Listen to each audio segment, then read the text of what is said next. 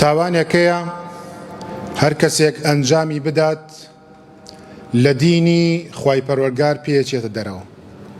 هەر کەسێک هەڵگری ئەم سیفەتە بێت، ئینسانێکی دۆڕاو، ئینسانێکی ناخشکاوە. کێ پەنا بۆ ئەم تاوانە ئەبات؟ زۆرینەی ئافرەتان و بەشێک لە پیاوان، ئەو کەسانەی کەوا عیلمیان پێ نییە، تەقوایان نییە، ئیمانیان نییە. ئەوش بریتیە لەو تاوانەی کە هەر کەسێک ئەنجامی بدات بە هیلاکەچێت. ئەوش بریتیە لە تاوانی سحرکردن. پێناسەی سحر لە زمانەوانی ئەوەیە هەر شتێک ناڕوون بێت، فێڵی تیا بێت، دەجەلی تیا بێت، پێوترێ سحر. لە شەرع و لە ئیسڵاحی زانایانە لە دەرزوەرگرتنیان لە ئاەتەکان و لە فەرمودەکان، کەسێکە کەوا کۆمەڵێک ڕموز و تەڵاسم بەکارهێنێت بە سوودوەرگرتن لە یارمەتی لە شەیطانەکان، ئەنجامی ئەدات یوفەرریقونە بیهی بەینە المەڕئی وەزەوجی، ژن و پیاوی پێ لە یەکجیا کاتەوە. ئیتر ئەنواع جۆری سحر هەیە کە بگەڕێتەوە بۆ کتابە شەریعەکان.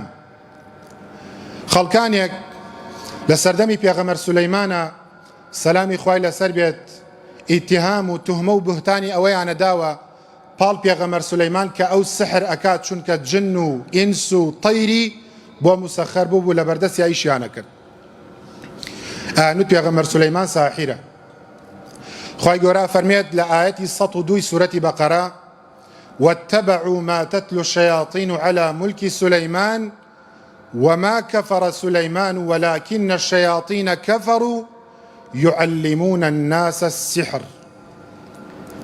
شياطينەکان ئەوەیان ئەخوێندەوە بەسەر خەڵکا کە یانوت سولەیمان کافرە. خوای گەورە فەرمێت سولەیمان کافر نییە، ئەوانە کافرن کە خەڵکیان فێری سحرە کرد، کە سحریان ئەکرد. زانایان خلافیان هەیە لەوەی کە هاروت و ماروت چین، کە لەو ئاەتایە: وما أنزل على الملكين ببابل هاروت وماروت. زۆربەی زانایانە فەرمون هاروت و ماروت دوو مەلایکە بوون لە ئەرزی بابل دابەزین، سحریانە کرد لە بەرچاوی خەڵک. ئەیانوت ئێمە سحرەکەین، ئێوە خۆتان کافر مەکەن، سەیری دەسمانەکەن، خۆتان کافر مەکەن و فێر نەبن. ئەمە تاقیکردنەوەی و بەڵایە، ئیبتیلایە. ئیتر خەڵکە بوو لەوانەوە سەیریە کرد و سحریە کرد و ژن و یوفەرریقونە بیهی بەینە المەڕئی وەزەوجی، ژن و پیاوی پێ لێ جیاکردنەوە. جیاکردنەوەی ژن و پیاوش لە لای شەیطان خۆشەویستترین کارە. کاتێ ئێواران سەربازەکانی شەیطان ئەگەڕێنەوە بۆ لای ئیبلیس، دەڵێ دوو زمانیەکم بە نەفەرێک، دەڵێ هیچت نەکردووە، قەتڵێک هیچت نەکردو، دەڵێ چوومە بینی ژن و پیاوێکەوە، هەتا لە یەکەم جیان نەکردنەوە وازم نێنا. ئەڵێ شەیطان پێ ئەڵێ نیعمە ئەنتە، کارەکەی تۆم بەدڵە، باوەشی پیاکات کارەکەی بەرزە نرخێنێت. بەڵام ئەم سحرە ئیزنی خوای لەگەڵا نەبێت، خوای پەروەردگار ویستی لەسەر نەبێت، هیچ کاریگەریەکی نابێت. بەڵام ئایا خوای گەورە ئەیەوێت مسلمانان و کۆمەلگا بە بۆنەی سحرەوە تێک بدات؟ نەخێر. وەکو هەر تاوانێکی تر کە دروست کراوە، خوای گەورە کۆمەڵی حەد و حدودی داناوە، ئەفەرمێ مەچن بە دەوریا سحری ژێکێکە لەو تاوانانە. خەڵکانێکی موشریک و بێباوەڕ کە خراپە و تاوانیانە کرد دەیانوت والله ئەمەڕەنا بیها، خوا فەرمانمان پێکایە ئێمە داوێن پیسی بکەین.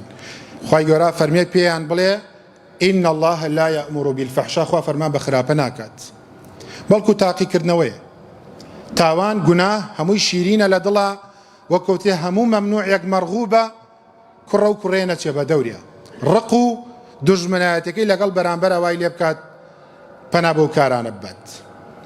ئەنجا هەیە لە ناو خەڵکە وڵام من باوەڕم بە سحر نییە، وە لە سحریش ناترسم، و باوەڕم بە جنیش نییە، جن نییە، فڵان نییە. ئەمە لەگەڵ کەسێکا قسا کرێ کە عیلمێتی هەبێ، کە زانستی هەبێت، کە تێبگات لە قورئان، لە فەرمودەکان، لە زانایانی پێشین تێبگات، لەو قەولانە تێبکات.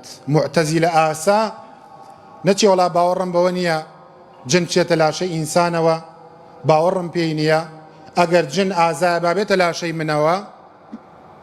لا تتمنوا لقاء العدو، ئاواتەخوازی ئەو مەکە دوژمن بێتە بەرامبەرت چونکە دوایی سەبر ناگریت زۆر خەڵک هەبوون ئەیانن جا سەحر چییە واللهی وا لیان قەوماوە وەکەوترێ بە هیچ شێخ و مەلایەک چارەسەریان نییە بۆی دایمە بڵێ خوایە داوای سەلامەتیت لێ ئەەکەم و بمپارێزی لە دەستی پیاوی خراپ و ئافرەتی خراپ چونکە ڕۆژگارەکەی زۆر خراپە خەڵکەکە زۆر بەرەو خراپیە ڕۆن یعنی هەیانە بەبێ ئەوەی حەقێکی لات بێت ئامادەیە کۆتایی بە ژیانی خێزانیت بێنی هێندە ڕقەکەی زاڵە بەسەریە